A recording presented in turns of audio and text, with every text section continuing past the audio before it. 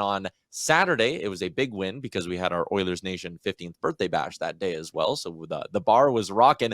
But the Oilers become the first team in 30 plus years to have 4 different 30 goal scorers. And it's crazy when you look in the NHL, and there's only been 39 players with 30 goals this season, 4 of them residing on the Oilers, with Zach Hyman grabbing his 30th of the season. It's also pretty crazy to think if Evander Kane could have just stayed healthy, they actually could have ended up with 5 because he's got 13 goals in 29 games so far this season.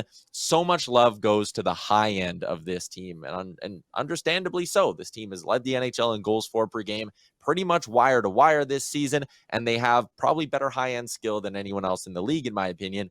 But it's everything else. It's the blue line, it's the bottom 6, and it's goaltending. This team has outscored their problems over the last little bit here, Steven. Do you think they can buck the trend of, hey, in the playoffs, things get tight, goals don't come as easily? Do you think the Oilers can outscore their problems come mid-April, or do you think this is a team that is going to need some big performances on the back end if they want to have any playoff success? They're going to need some good performances in the back end for sure. And you're obviously watching a lot of Matthias Ekholm and seeing what he's been able to do. And I'm still a huge fan of Evan Bouchard. So I think this is the most confident I've been. I don't know about you. You follow the Oilers a lot closer.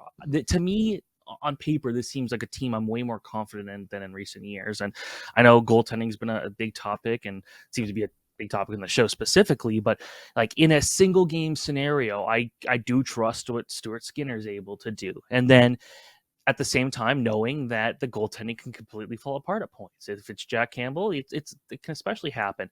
So if any team can outscore their opponents, it is the Edmonton Oilers. And obviously we got to give huge credit specifically to Nugent Hopkins. This is someone who I really started following prospects like really closely when he came around and seeing what he was able to do at a young level or young age before he got drafted. It's like, this guy's going to be special. And he never really hit that.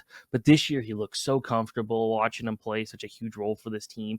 Like, you don't get a lot of guys that nearly a decade after going first overall are starting to hit their peak, but he's hitting a peak at the right time.